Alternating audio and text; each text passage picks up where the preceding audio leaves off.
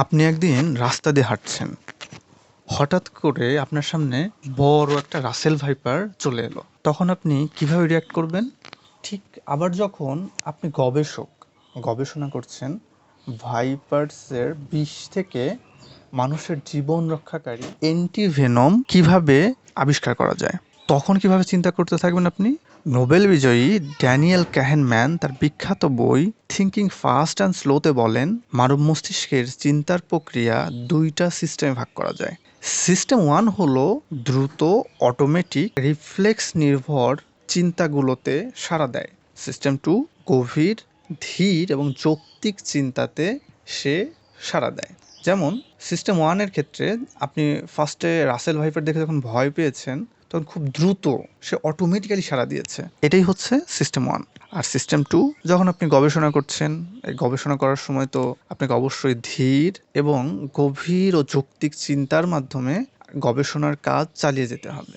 তো এই সময় আপনার ব্রেইনের সিস্টেম টুটা অ্যাক্টিভেট হয়ে আপনাকে সাহায্য করবে। 2021-22 সালের দিকে এআই এজেন্টের ব্রেন এলএলএম নিয়ে তখন অনেক কাজ হচ্ছে। ওপেন এআই তার ল্যাঙ্গুয়েজ মডেল GPT-3 কে পরিচয় করিয়ে দিয়েছে। GPT-3 তখন দুনিয়া না কাঁপালেও deep learning based natural language processing বা এনএলপি নিয়ে যারা কাজ করছেন তাদেরকে বেশ মাতিয়ে চলছে।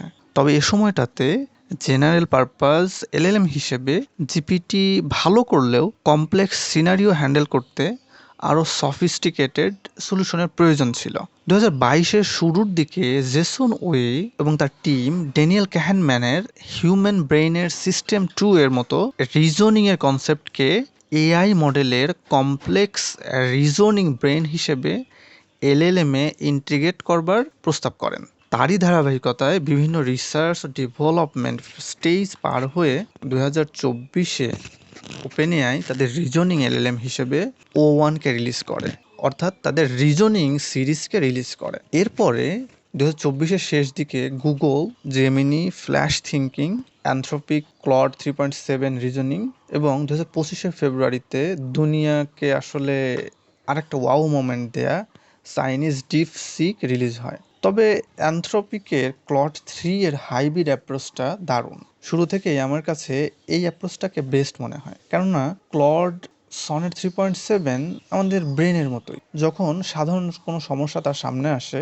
তখন সে তার সিস্টেম ওয়ানকে কাজে লাগায়, আর যদি কমপ্লেক্স প্রবলেম হয় তখন সে নিজে থেকেই তার রিজনিং ব্রেইন অর্থাৎ তার সিস্টেম 2-কে সক্রিয় করে। অন্যান্য কোম্পানিও এই পথেই হাঁটছে।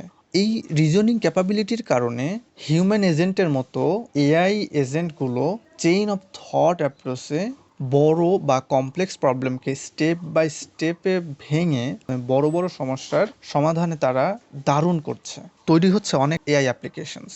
এআই সবে আসলে শিশু থেকে ম্যাচিউরড শিশুতে কনভার্ট হচ্ছে। সামনে তার দুরন্ত কৈশোর ও বাড়ন্ত যৌবন, আর তার যৌবন পেরিয়ে এজিআই অর্জনের যাত্রা।